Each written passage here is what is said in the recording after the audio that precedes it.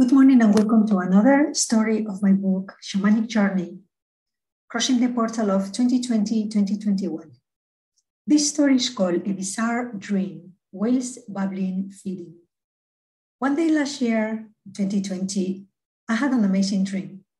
The most bizarre behavior that a group of whales could possibly have. A group of 10 to 12 whales in a circle, vertically standing out of the water for a few minutes. I was watching at a distance of about 2 kilometers from what seemed a little boat because I was floating very close to the surface of the water. And the whales didn't seem to be doing much, they were just there. So like my dreams are quasi-lucid, so I decided to just switch off and move on to another dream. I thought it might be some kind of a strange communication ritual, although they were having a whale meeting of sorts.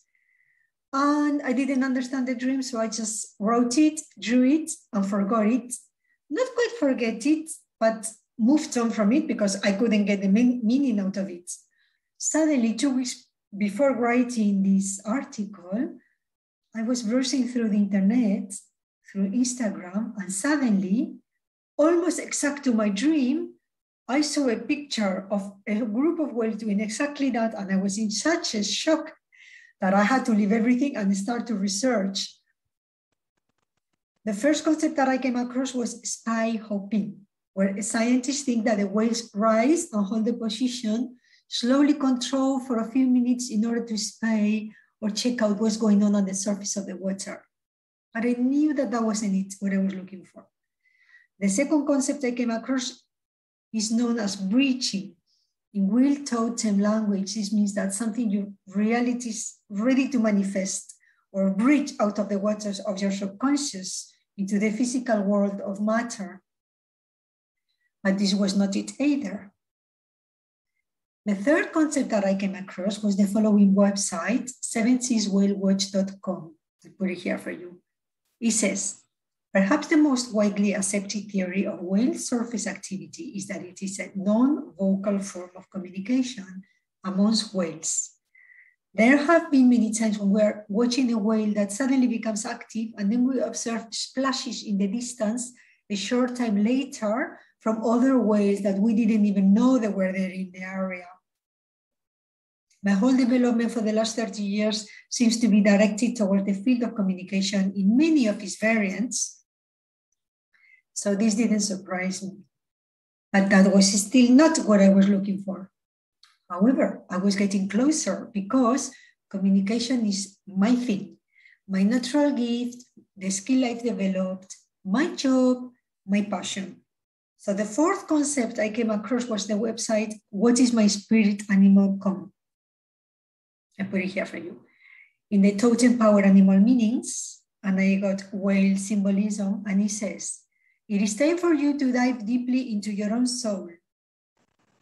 Do you need help rising up and breaking through barriers holding you back? If you're like me, dear reader, the moment you hear the words holding me back, you just get a back going up because being held back means resisting our higher destiny. And this is what I've been working towards for over 25 years now, releasing the blocks to reach my highest potential. The worst thing that you can tell me is you're holding yourself back. The site continues to speak about finding your personal soul. But for this, I had to keep searching for what made me happy, for the work and jobs that would express my authenticity, focus on personality effortlessly. A couple of years ago, Spirit told me, and I quote, that I would be one of their spokespersons. I imagined myself with a microphone in my hand talking to people on a stage, but never in 1,000 years did I see what was coming next. I have been in many jobs, several countries, many capacities, and there was always something missing. That was my freedom, my idiosyncrasy, to be able to swim with the currents of my inspiration and intuition and create the work of art that my life is becoming today. And this is not in the eyes of others, perhaps, but definitely my own eyes, my own standards, my own demands, my own requirements, my own navigation, zigzagging the changes that come my way in a manner that make me feel unburdened and unchained. But the message about the whale totem in this website said that there was the need to examine our own thoughts, to retreat and contemplate, which is what I've been doing for 2 years, since the beginning of 2020, since the beginning of the lockdown. Well, this is part of what the pandemic has forced us into. By letting go of the areas of my life that were bringing me down, I have been able to tune into my meditative mind for the majority of my day. And so, as the website says, self-examination becomes the norm. And as you retreat and contemplate alone, honing in like whale sonar, you can really hear your own inner voice, the whale song, the higher self and the divine. That very same week, I had a very strong intuition to upgrade my website. So not knowing how to accomplish this, I threw myself at the task at hand, and within 3 very intense days, I managed to create a simplified and lighter website in which I removed almost all the information and replaced it with post-like links. It was mirroring who I had become after releasing and letting go of a multitude of layers during 2020. I had been experiencing shifts and healing episodes that culminated with making a subconscious decision, unconscious decision, that joy had to be the way for me. No longer heaviness, seriousness, struggling. And so the next thing that happened was that as I started diversifying and practicing different ways of expression with words, color, shape, feelings, in posts, stories, videos, inspirational quotes, I tackled Instagram, a platform that I thought before it wasn't good for me, but now it seemed to be perfect for what I was trying to accomplish. Suddenly, like the child I used to be when I was little, and I used to really love to color and draw and read and write, that joyful state came together, and a new world of communication that touches not only the mind, but the feeling center or the spiritual heart opened up for me almost overnight. It was really fascinating, incredibly time-consuming, but amazing exploration that has changed my life forever. The expression of my consciousness that has been building over the years as I went forward with unwavering faith towards a destiny that was only pointed out at me in whispers and spiritual messages, but which I decided that was more real than the reality that I was living, the reality I actually see. And it is now part of whom I become, and it has been amazing to watch it all develop and manifest, like giving birth to a new reality for myself.